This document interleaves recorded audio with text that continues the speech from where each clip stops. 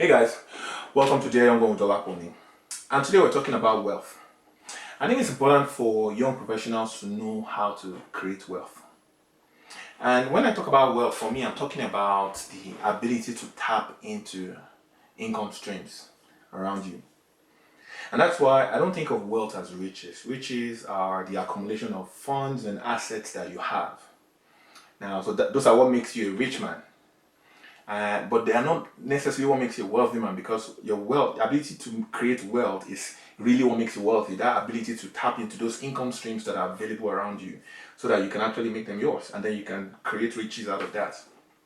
Now, so wealth for me is more of a flow than riches, which is more of a stock concept.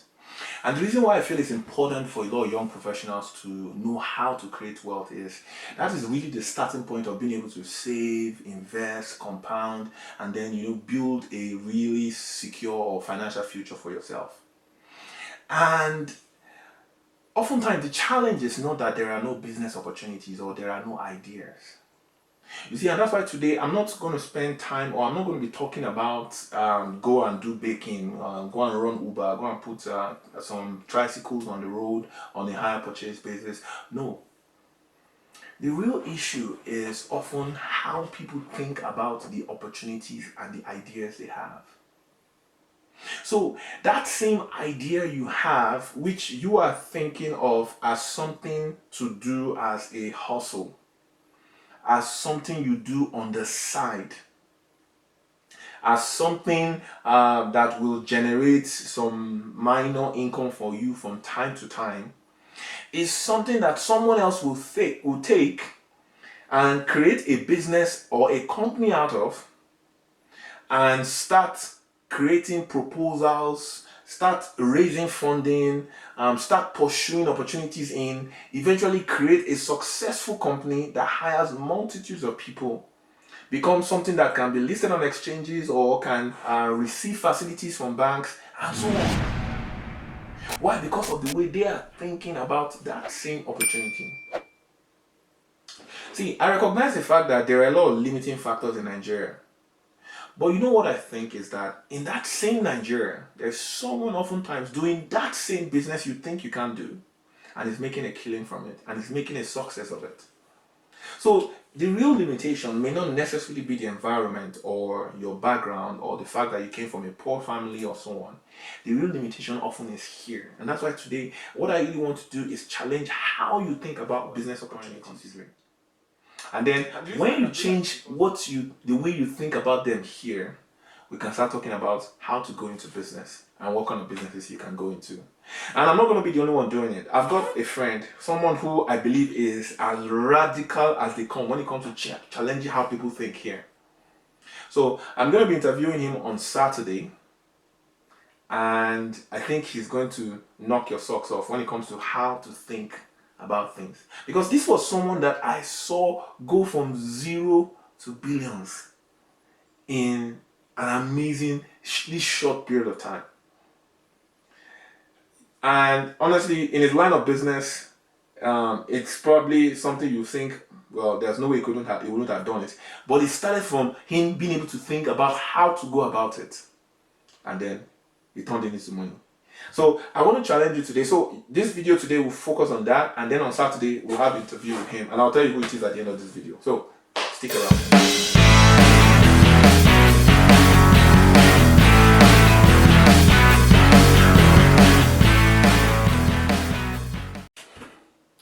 So what I want to do today is not spend time talking about how different business opportunities that you need to go into so that you make a lot more in Nigeria. No, instead I want to challenge your mind on how to think about creating wealth.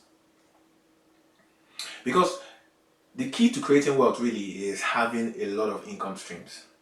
So that's how you make a lot of money. It's not, because it's one of the things about a country like Nigeria is that there aren't a lot of jobs that will pay you several millions a month. And look, even 1 million naira a month or more per month is not necessarily what makes you wealthy in Nigeria, and I'm speaking from experience. Instead, what makes you wealthy is that you have several sources of income that are generating as much income as either your job or your main business, and do not require as much activity or effort from you. And so some of them will be actually active, not necessarily passive, while some of them will be passive. Okay? Now, the other thing also too is that so that's one thing you should understand. And this probably sounds like something you've heard before. So I'm not spending a lot of time on it. Instead, what I want to challenge you is not just to think about having multiple streams of income, but understand your money personality. Understand your personality. Can your personality actually chase several sources of income effectively? How much more effort will it require on your path to actually be that kind of person that can have multiple sources of income? Because the limiting factor oftentimes is that a lot of us are not ready to exert ourselves to the extent that is required for you to actually be that kind of person that actually makes money from multiple streams of income. You see, you want to earn the income without having to make as much effort as you need to make. Look, I tell people that going into self-employment or starting a business by yourself is like 10 times or more tougher than working a job. Combining both a job and working for yourself and a business is probably 20 times more tougher. And I'm speaking from experience. I had a successful career as a financial analyst working in a bank. And at the same time, I ran several businesses, and one of the businesses, which I will talk about, is an e-commerce business. Look, there are sacrifices that will be required. So the starting point really is asking yourself, maybe you are more of a person who is suited to pursuing your career and pushing it to the height where it is easier for you to earn a very fantastic salary, and focusing all your efforts on writing your exams, your qualification exams, writing all your professional exams, building all your industry reputation to the point where you can get the kind of jobs that pays you several millions a month. Yeah, maybe that's what's suited for you. And then you have some of those income that you're getting from your job, you're investing it in your friends' businesses, you're investing in opportunities around you that don't require you to be very actively involved. As a result, you're able to make money from those. I had friends who worked in banks in UK, in US, who we pulled money together, and I had like 7, 8 cars on Uber at a point. One friend had 2 cars for himself, another friend had 1 car for himself. I had 1 car for myself. Then we had a group of friends who also had like 4 cars also too. So I've done that sort of business, and that might be the kind of opportunity you may have to explore when you have a friend who's running a real solid business and needs investment, and you can strike agreements, legal agreements on how you invest and how you get your money out of the business. So what kind of money personality do you have? Are you that kind of person who is able to actually chase all those opportunities actively, even while with your kind of job? Or are you someone who needs to face them squarely to be able to chase them? Or are you someone who can actually, or someone who needs to chase his job, focus on his job, and pursue passive income means? So understand your personality. That your personality is very key. Because look, it requires effort to make money. It's not just, I like all those talk about, smart work, smart is better than hard work, blah, blah, blah, blah, blah. There is no easy money. There is no free lunch. Money requires effort. Self-employment is more tasking than employment, and then combining the two is even twice as difficult. I think you need to think about also is how are you thinking about the business opportunities you have? I think one of the problems a lot of young people have is not lack of business ideas or business opportunities, but it's often the way they are thinking about them. And I'm going to use an example for myself from my own experience. Now, at some point in my life, I've done several types of businesses. Look, I'm the kind of person that when I think of an idea and I think it's a good business opportunity, I'm going to explore it and I'm going to try and do it. And if I can do it, I'm going to do it right away. So I've done printing, I've done publishing, I've done event management, I've done consulting, I've done business advisory, I've done forex trading, I've done trainings. There was a time I had like 7 cars on Uber. I had a farm, a plantation, a farm, plantain farm at some point. I've done all kinds of interesting things, you know. But I think the business that really stuck out to me the most in terms of how I went about it and what potential it could have had was the e-commerce I did. So at some point, I also got into the, I started thinking about fitness a lot. And I was getting into a lot of fitness activities myself. But I started thinking about the business potential as well too. So I started thinking about creating a brand that would someday rival Nike, sort of like a Nigerian version of Under Armour. I mean, grow locally, have a few top athletes as your brand ambassadors, you know, and then create fabric that's actually suited for our weather. Because you have to understand something that a lot of the fabric from foreign markets is suited to their own weather, not necessarily to the African weather, which is more tropical. So I felt there was room in that market, and I started exploring it. And of course, I saw that there was potential. So I started talking to suppliers. I started talking to Alibaba, Chinese suppliers. I started comparing prices with what's available on, you know, locally. Look, you would think about that kind of business and you'd be like, in Nigeria, when you can just go to Ojuelegba Road in Lagos and you can buy pretty much anything you want. What about when you can even just wear some of your used clothes, some of your old clothes or sport jerseys that you have to work out? So how would that kind of market work?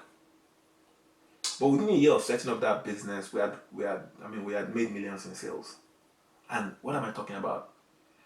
I'm talking about selling same sportswear to people. Because a lot of it had to go with how you brand yourself, how you create yourself. And I can imagine that to a large extent, some of you are probably hearing about it for the first time because I never came on social media and said anything about it. And that's why when I talk about growing your business on that cover, that was the example. That's what I'm always talking about. I mean, I got to a point where I entered conversations with one VC. I had a friend who also runs a investment firm who was also trying to invest, but I wasn't keen on doing anything for that, so I pretty much shut down the business. And the interesting thing is that one of my staff is now in the US who doing his masters. Was my main store manager. The sales guy is gone off to do other things. My brand manager still manages a lot of other brand sites, but I told her not to spend any more time on mine, so I cut that off as well. Now, the problem oftentimes is a lot of people place the limitations before the business.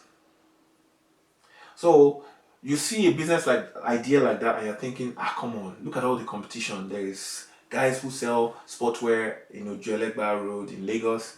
Guys who sell in shops, established shops in the stadiums. You have all the Nike and Adidas and so on, and a lot of people would like to wear those brand names. What would the opportunity be for someone to sell sportswear and actually still make millions from it? You'll be shocked that if you go about structuring your business, understanding what your market needs, there's so much potential. And we made a lot of money from that. But look, I mean, I still have a lot of stock in Nigeria, which I recently only just started partnering with some shops to get rid of. But one thing I found out is that if you think about a business very well, if you spend time thinking about a business properly, if you spend time thinking about a business properly, if you spend time researching your market very well, there is always room to grow.